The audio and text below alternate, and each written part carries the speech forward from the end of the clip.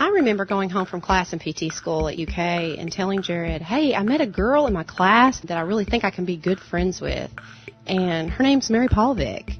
He said, Mary Polvick from Carlisle County? I went to school with her.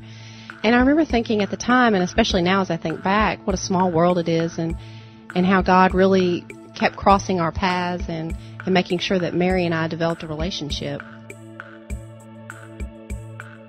Mary and I became great friends in school, and our husbands did as well, because Mary and I were always together, studying together or doing our lab stuff together for school. And we graduated and kind of moved on. We got jobs in different cities, but we still kept in contact. We were able to share a lot of losses and a lot of good experiences and a lot of work experiences. And, you know, over time, the birth of 4 children between us. Mary and I developed an extremely close relationship over those years, but there were still some issues that were difficult to discuss because I felt like we might be on different pages or I might offend her in some way.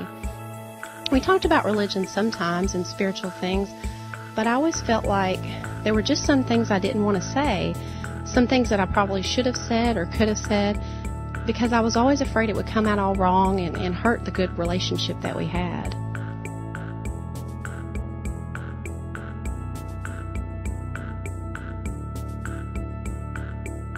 Kevin and I had known Sarah and Jared Martin for years and felt like they were pretty normal individuals until the day they told us that they, along with Matt Johnson, were starting a church. At that point, I thought 2 things. Who in the heck is Matt Johnson? And they have possibly lost their minds. But they've always been good friends to us, and we wanted to support them in what we thought of at that time was a little venture, never knowing the changes that their little venture would bring about in our own lives. In the meantime, Kevin and I had been trying out a church. We selected the church we were going to by basically the mindset. I knew I couldn't attend a Baptist church. I was saved and baptized because of the guilt from the altar call, and of course all my friends were doing it, and my experience as a child in the Baptist church was just poor, to say the least, and everyone was always mad at somebody else. I never took communion in my own church because the deacons couldn't agree whether to serve wine or grape juice, not to mention the off-color joke or gossip that ensued on a regular basis at the monthly potluck. Even when I tried to shake off the childhood experiences in church, I found myself confronted with what I saw as the politics of religion and media. I was completely turned off to church throughout my 20s, but by 30, we had a 2-year-old, and we felt like we should give church another try. So I found a church that shared the same political views I had.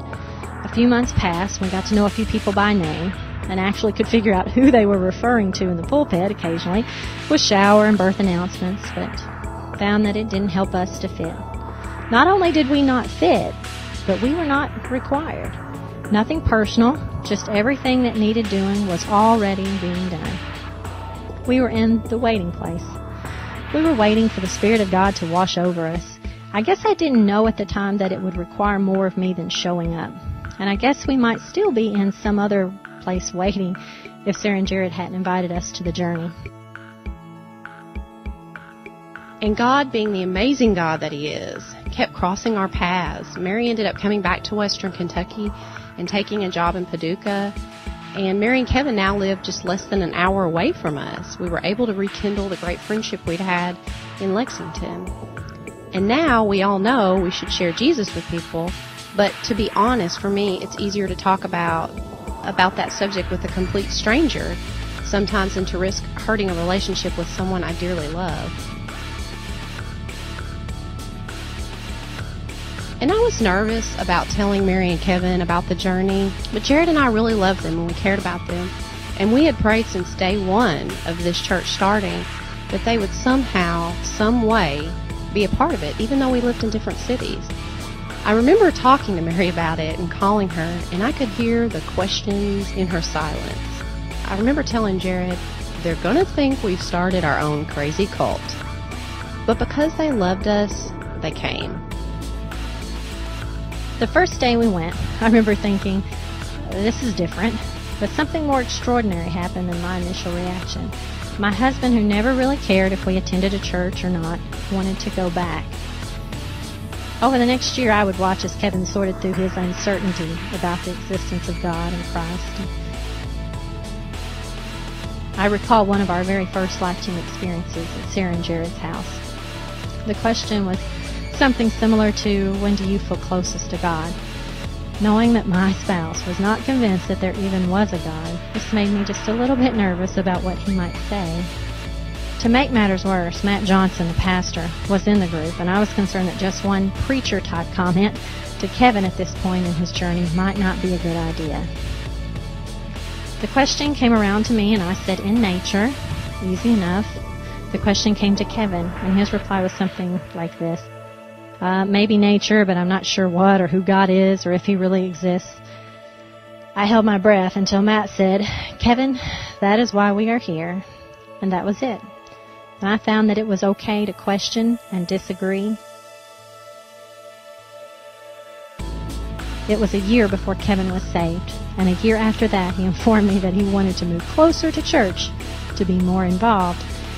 I begrudgingly left my job, and we sold our house. It has been amazing to watch Mary and Kevin and what they've done here at the Journey.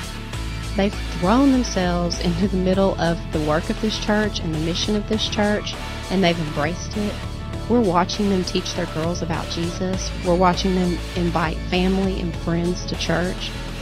They have a genuine love and concern for others and for service that many longtime Christians don't have.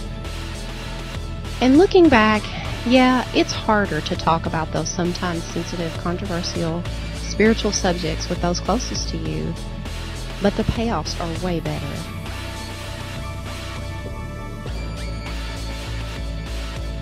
It has been over a year since the move. We continue to struggle at times to grow and serve in faith each day.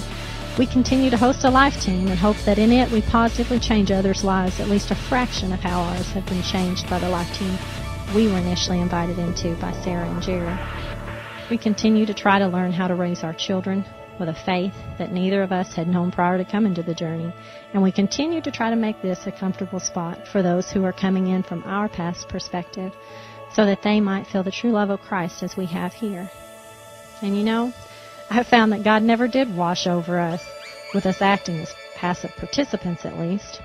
Instead, He placed people around us to open our hearts, set us in motion, so that we might leave the waiting place of faith that so many people find themselves in. Slowly, He just crept on in.